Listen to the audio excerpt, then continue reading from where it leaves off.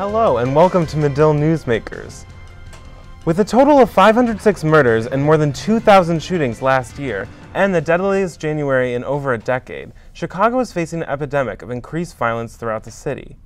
Last month, 200 police officers were reassigned patrol work after 15-year-old Hydea Pendleton was gunned down in a Southside park. I recently spoke to a community youth organization that helps youth stay off the streets and away from violence. BUILD stands for broader urban involvement and leadership development. I spoke to one youth council member there who fought her way out of violence. Take a look. On your arm with her name misspelled, it's not the fact that she won't be able to hear me sing happy birthday, or for 5 years I blame myself. I put 5 dead roses upon my baby's grave, letting her know that mommy loves her. Performer Bridget Hurt shows off her poetry skills at the Graffiti Zone art show. Jody Kooley started Graffiti Zone from her Humboldt Park garage in 2006. I'd be doing art outside and kids would come up and they're like, what are you doing? And so I decided that, an art program could be really beneficial to get them off the street, especially because it's so dangerous. Poetry is more like my medium. Poetry pretty much keeps me centered as far as, being able to survive in society. Hurt grew up in Humboldt Park, where she says she ran into trouble at a young age. Growing up right on the, border of 3 or 4 different gangs, I went to gang-infested schools. When I got to high school, I would say me and my fellow friends decided we were going to be a gang off a branch of another gang. The gang started to branch off. There wasn't any more structure. People weren't really following the bylaws of the gang. Getting beat up by a gang of boys at her school was Hurt's tipping point out of violence. It was horrible.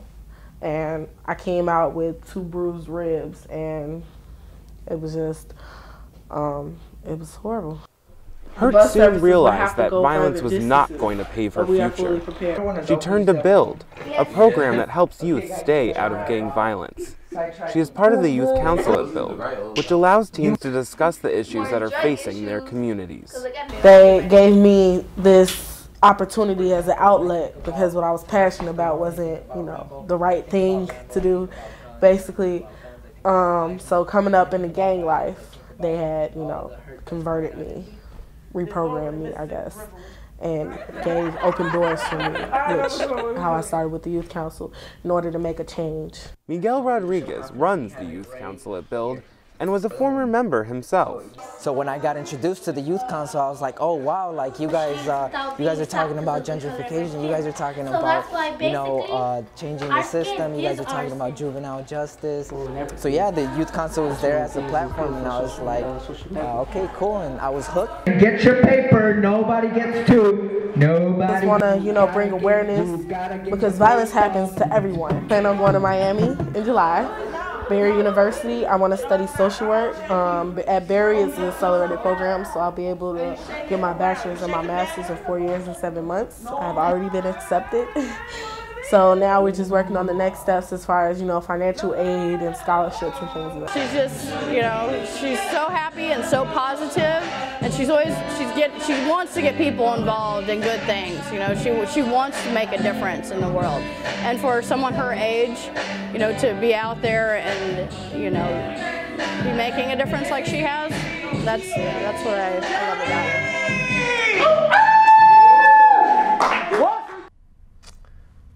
Since February, Chicago has seen a significant drop in murders, with 14 homicides.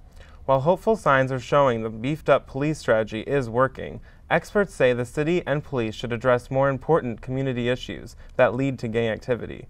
With me today is David Brown. Brown is the program chair of security studies at psychology at Colorado Tech University. He's based here in Chicago. Brown was an FBI agent in the 1990s, combating crime and gangs on Chicago's South Side.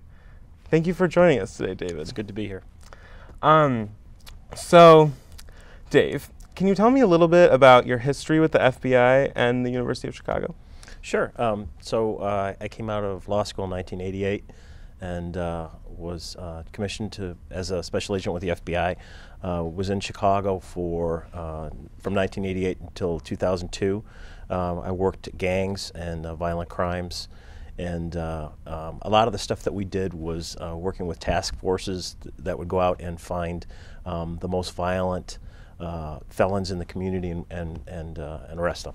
So that's kind of what I did there. I took some time off and did some consulting, and then I took a position with the University of Chicago's Department of Safety and Security.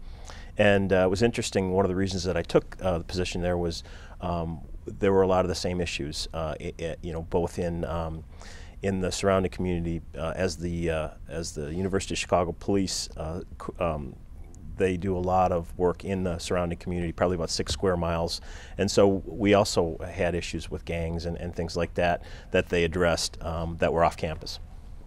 Okay. So what were gangs like when you were working the streets like 15, 20 years ago?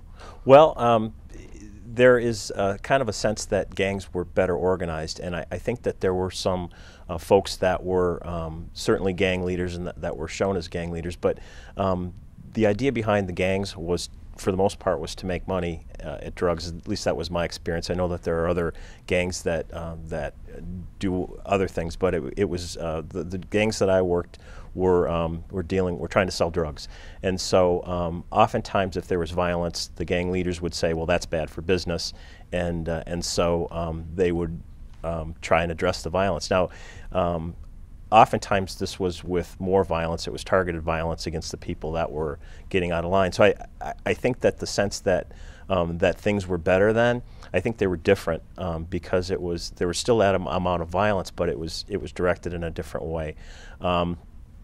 So I think there were many of the same problems, many of the same issues, but I think that what's so troubling now is it seems that that gangs have become a little bit of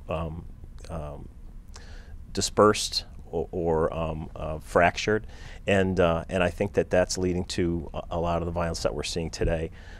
So I think it's kind of a misnomer that gangs were well organized. I think they were organized, but it wasn't a positive situation by any means. How did they become so fractured? Well, I think a lot of the efforts that groups like the FBI and different task forces took to put leaders in jail were successful, and so these folks are now in jail, and so it's a kind of a younger or newer generation of leadership, and it seems that they're going in a lot of different directions and trying to solve a lot of their problems with violence. So what are some of the challenges the city faces while combating crime at the city? Well, I think the city's taken some steps to address the violence, and I think that that's moving in the right direction. I think that that the solution of putting people in jail, I mean, it certainly is a solution, but I think that there are some deeper issues that we have to look at to see why so many people are attracted to this, to the gang life and violent life. And I think that there's a lot of great organizations that are already in place in these communities, and I think that that the sense that we can go in either federally or we can go in and throw a lot of money into a community and start to solve it with all these new programs. I mean, I think that's well-meaning, but I think we should really look at the institutions that are already in these communities, whether they be schools or community-based organizations, or even the police department. I think that that these organizations and groups are already there. I think we should start to partner better with them and start to address the root problems. I think a lot of the problems have to do with a lack of opportunity, lack of hope, and just people being in poor situations. What are some of the deeper issues that you see within these communities? Well, I think in particular there was one case that I always come back to. It was a young man, very talented young man. He was in school getting his degree in electrical engineering. He was basically supporting his family, and he was a member of a criminal gang. And he, after having looked at this young man and followed this case, I began to really admire him in many ways for the things that he was trying to do. But his only way to really to use his talents, he saw, was to be in a gang, and so he was a really good gang member. He He made a lot of money for the gang, and he was very efficient, and he ran a large organization. I can't help but think that if somebody like that had different opportunities, had other opportunities and avenues to use his talents, this would be a stronger nation, a much stronger nation. So I kind of, I think that opportunities, education, and just opportunities for young people, really young people, are key. They need to see that there's another way that they can go. They don't have a lot of positive adult figures in their lives, and they need that. Right. So going back to this idea of combating street violence, how effective is increased police force on the streets? Well, it is effective in a sense. I mean, it is a tool, and it's one of the tools, but there should be more tools in the toolbox than just police presence. You have to remember that when the police are on a block, the folks that are committing the crimes are smart. They go on the next block. And then the idea is that you flood the area with police officers, and the whole area is filled with people driving around. And so they lay low because they know it can't happen. They can't have that increase in police presence forever. And so they pick their spots, or they move to another location, which causes more gang violence. So it's a Band-Aid, and it's a temporary fix, but a true fix would address the issues and the problem. Why are people going into gangs? Because they don't have the opportunities to make money, to raise their families, to get education, to get out of the neighborhood. What is the most effective way to treat criminals? To treat criminals, I think that our society oftentimes arrests someone and they put them in jail and then they forget about them. And I think that that's not the proper way to treat a criminal. A criminal is a human being who has done something that violates our laws, but they're still a human being. So I think that we need to treat them as human beings. We have to require that they follow the rules, but we also have to give them some opportunity, even when they're in jail, so that they can come out and be effective citizens. So I think, again, that's more than law enforcement. If you give law enforcement a problem, they will try and fix it most times by arresting people, right? It's like anything. If you give this problem to other people that have other skills, they're going to try and fix it through counseling, or they're going to try and fix it through education. So asking the police to solve every problem, they will solve it, and 9 times out of 10 it'll be by arresting somebody, and that's not, it hasn't been effective. I mean, it certainly can reduce violence, but it's temporary, because that person's going to come out, or that person's going to go in jail and be violent as well. So we really have to address the root problems. Right. What do you think that in the jail itself, in prison itself, they could address these problems? I think they really can. I think that there's some other nations, other countries that have done some really interesting work in prison. I know I've had some experience in Canada and talked to some groups up there, and one of the things that they do in Canada is that they allow prisoners to have time living with their families. So I think they get 2 weeks per year to live with their families on the prison grounds in a mobile home and live as a family.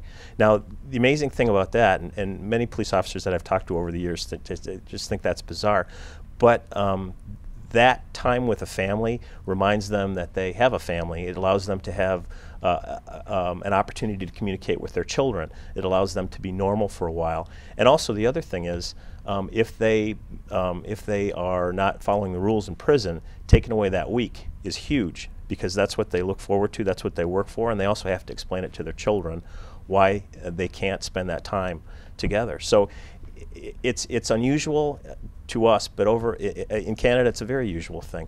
If you were able to treat people like human beings and give them the opportunity to behave like human beings, I think you go in some really interesting directions. And I think that someone coming out of there having that experience where they've connected with their family is probably going to be less likely to reoffend. All right. Well, thank you, David. Thank you so much for coming in. Well, thank you very much, John. I've really enjoyed it. Yes, and coming up, we will speak to an organization that is working with youth to promote community involvement.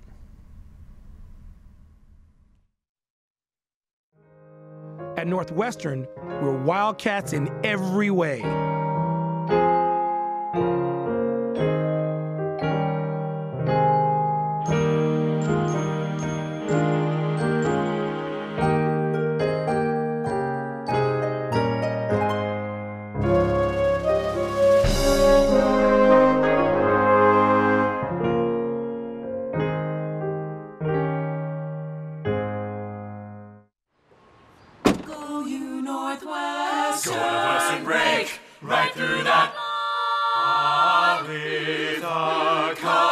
Let's fight evil, we will cheer you all to go. Go you Northwestern, fight for victory, sweet victory, spread for the fame of our fair name, and go Northwestern, win that game. Go Cats!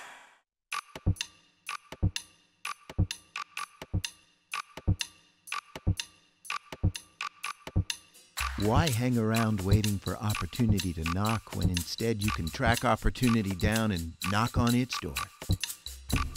You might ask, what's the best way to identify where opportunity lives? Here's a hint. Its door is colored purple. Northwestern University. Opportunity awaits your knock. Why spend your entire life looking for some on-ramp to the road to opportunity when there's already a well-traveled path? So you may be wondering, what does that path look like? Is it paved with gold? Well, here's a hint. It's actually paved with purple. Northwestern University. Your road starts here. The Chicago Crime Commission says it is important for communities to create more opportunity to reduce street violence. With me today is Tiffany Moore, who works at the Youth Service Project in Chicago's Humble Park neighborhood. The Youth Service Project encourages working with youth and families to promote community involvement. Thank you for joining me today, Tiffany. Thank you for having me. So, Tiffany, what is the Youth Service Project? Well, Youth Service Project is located in the Humble Park area. It's been around for over 30 years. We work with youth, helping them prevent violence, helping them accomplish their dreams, mentoring, tutoring, arts, and other different things like that to help them stay off the streets. Great. Can you tell me about your work at the organization? Well, what I do is I do a hip-hop program. It's called the Hip Hop Cafe, and Cafe stands for Calling All Freestyling MCs. And I teach the kids leadership through hip-hop and R&B. So the current R&B songs and hip-hop songs that they relate to, I take those titles and I turn it into a leadership opportunity for them. Great. To you, what is working with arts and working with hip-hop help the youth? It helps them express themselves. It helps them heal. Sometimes when they can't talk about their issues, they can talk about their issues through hip-hop or through a poem, because they can take themselves out of the equation and make it seem like it's someone else instead of themselves. What are some of the issues that you see in today's youth in Chicago? Well, the youth in Chicago, the big thing is violence. They're losing a lot of their friends to senseless violence. Also, a lot of the youth, they're scared. They feel like every day they're walking in a battlefield because they don't know if they're the next one that's going to be killed or not. How does the Youth Service Project engage people in the Humboldt Park community? Well, we have community art days where we have the community and also the youth work together and bring them together, because most times a lot of people give up on the youth. So we're doing the community art days that lets the community see that all youth are not bad. And then we also do different community development things, like we're working on a mural in the Humboldt Park area, and then we also work with other organizations as well in Humboldt Park. Great. Why do you think a lot of people give up on the youth? Because of the stereotypes that they have, that the youth of today are bad and they don't want anything, and that they're lazy and that they're all about self, and that's not true at all of youth. What are some more of the programs that the project offers to the youth? We also have, like I said, the Mirror Arts program. We also have a photography program. We have a job club where the youth are able to come in and find a job. We also just started a new program. It's a reentry program for youth that's been affiliated with law enforcement. So we help them get jobs and help them get re-engaged in the community so that they don't go back to the path that they were on. We also have a substance abuse class, and then we also have other art programs as well. Great. With the job program, what kind of jobs do the kids look for? Well, this summer they did a mural that's going to be put up on the side of YSP. We also did a gardening program as well. And then this summer we're trying to get a hip-hop program for the summer so the kids can do a video in Humboldt Park to recapture the highlights of Humboldt Park and the good things. Right. Where in the community do you do the hip hop? Where in? I'm at Orr High School, Okay. and then I'm also at Howe Elementary School as well. Okay. Okay.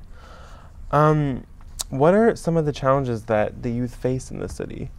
Well, I know one thing they talk about all the time is money. That's why a lot of them choose to hang out on the streets or sell drugs, because they feel like they don't have like the job opportunities because of the stereotypes that people have. Also, people, like I said, giving up on them. People don't want to talk to them or find out what's going on with them, so they hold everything inside, so they become really angry and really upset. And then also, a lot of the youth today are dropping out of school because they're frustrated and irritated. What happens when they drop out of school? Well, that shortens their chances of getting a job, and then most times when they drop out of school, they end up doing crimes that put them in jail. So then that also decreases them being employable, because then they end up having like a felony on their record and they're not able to get a job when they come out. What about their parents? Do you work with well, I work with some parents. Parent involvement is very, very low. And that's something that also Youth Service Project is working with, because we feel like if we have parent involvement, that can definitely increase the behaviors of the youth, and also can increase just a good thing going on, you know, in the Humboldt Park area if we get more parents that's involved. Great. All right, well, coming up, Tiffany has something to show us. Stay tuned. At Northwestern, we're wildcats in every way.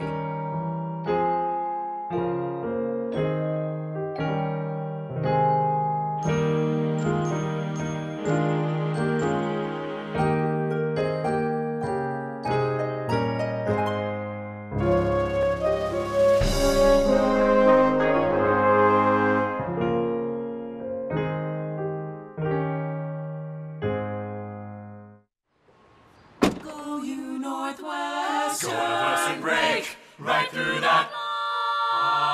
With our colors flying, we will cheer you all to go. Go you Northwestern, fight for victory, sweet victory, spread for the fame of our fair name, and go Northwestern, win that game.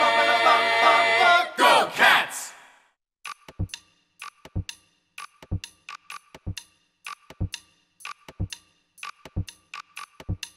Why hang around waiting for opportunity to knock when instead you can track opportunity down and knock on its door?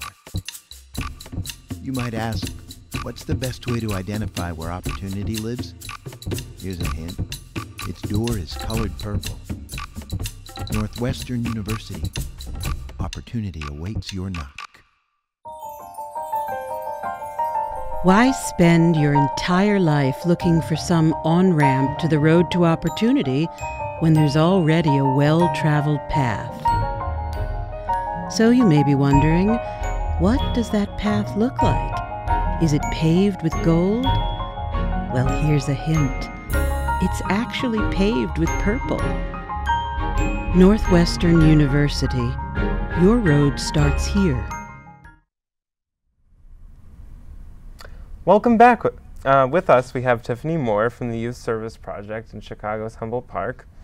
We were just talking about the project and what it's doing to engage youth involvement. Now, Tiffany, I know that you grew up in Humboldt Park. Yes. What makes the neighborhood unique compared to other neighborhoods in Chicago? The community. Everyone looks out for each other. You have adults, even if you're not their child, they still are very invested in you. And just the creativity. It's a lot of creative things that's going on in Humboldt Park that's been around for years. So the history and the home feeling. How does being involved with the community for so long help you at the Youth Service Project? I'm able to tell the youth that I was in their shoes once upon a time, especially at Orr High School. I tell the kids all the time, I was like, I grew up around here. I know how it is. You know, I know how it is to be a youth in the area and you feel like you have so many challenges and so many obstacles against you because of the area that you come from, because people label you based on that.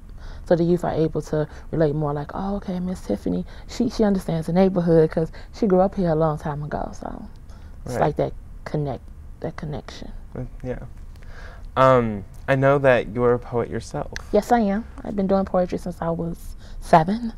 I love poetry. What does poetry mean to you? It helps me express myself when I'm mad or upset. It just helps me get my feelings out when I really can't express them to anyone else. And that's what I also teach the youth that I work with. You don't have to express yourself all the time verbally, but if you write it down, that's even better.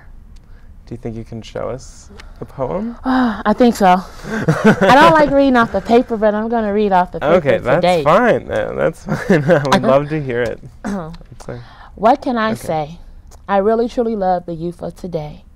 Many people in their hearts feel that the end is near. The funny thing is that our youth didn't ask to be here.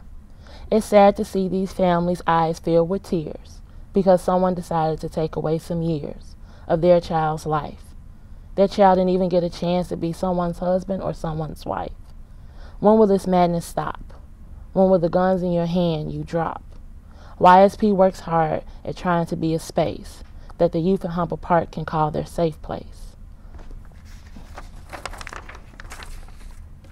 The youth should be chasing their dreams and not getting chased with bullets that often make them scream. And that's my piece. Oh, that's great. That's really great. Can you tell me about it? What does it mean to you? Just talking about the youth and the violence, because that's a big thing now. I actually had a group of youth. We just had a process group the other day. One of their friends got killed that they grew up with. So it's just sad because, you know, they're hurting and they don't know how to express themselves. They have the pain and the anger because they feel like, am I next? You know, why did someone take my friend? You know, why do people even have guns? And we even talk about how people don't fight anymore with their hands, that they just go and get a gun and shoot people instead. So that's the real reason that I wrote that poem. And then my students will also tell me they feel like they're on a battlefield every day. And that breaks my heart. It's like, you know, they don't feel like they're safe anywhere. I was like, well, where do you feel safe? They said, Miss Tiffany, nowhere. Nowhere, period. I don't feel safe at home, don't feel safe at school, I don't feel safe on the streets. Where am I supposed to go? So that's how I created the whole poem. I'm like, I want to make them feel safe, and I want them to understand that, you know, guns is not the answer. What are your hopes and dreams? What do you want to see change? I want to see the violence stop. I want to see more kids involved in school. I want to see more parent involvement as well. I think if we get more parent involvement, then more kids will go to school. And I just want the youth to break the stereotypes that many people have of them. It's my main thing. What stereotypes do they have? That, you know, just they don't want anything, you know. They're just here. They're lazy, you know. They rob, they kill, they smoke weed. And I just want them to see that it's a lot of youth. They like, you know, like a diamond in the rough. You have to take them and dust them off a little bit, polish them up, and they could do great things, but you just have to invest that time in them. Great. All right, Tiffany. Well, thank you very much for coming in. Thank you for having me. I really appreciate you taking the time to come here. I want to thank you for showing up and watching the program and tuning in to Medill Newsmakers. Have a great day.